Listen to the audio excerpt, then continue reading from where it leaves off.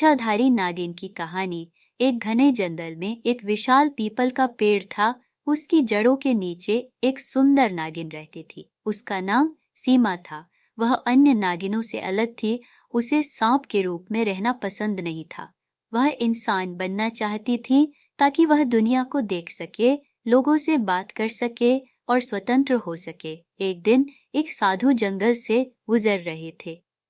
सीमा ने उनसे मदद मांगी। साधु ने उसकी इच्छा सुनकर उसे एक जड़ी बूटी दी और कहा, इस जड़ी बूटी को पूर्णिमा की रात चांदनी में रखो और मंत्र जपो। तीसरी रात तुम इंसान बन जाओगी।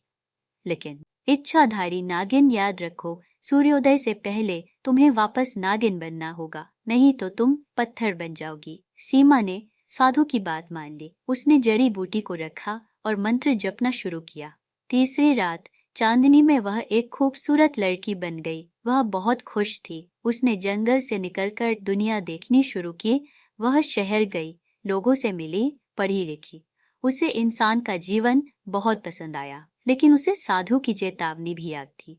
हर रात सूर्योदय से पहले वह जंगल लौट जाती थी और नागिन बन जाती थी। एक दिन वह एक राजकुमार से मिली।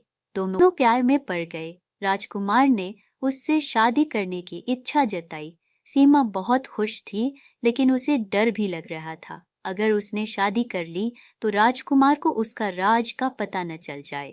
एक दिन राजकुमार ने उसे अपने महल में रहने का निमंत्रण दिया। सीमा मजबूरन राजी हो गई। महल में रहते हुए उसे हर रात जंगल जाने में समस्या हो रही थी। एक रात वह देर से लौटी और सूर्योदय होने वाला था। डर के मारे वह एक मंदिर में छिप गई। सूर्य उदय हो गया और सीमा पत्थर बन गई। राजकुमार उसे ढूंढता रहा, लेकिन वह उसे नहीं मिला।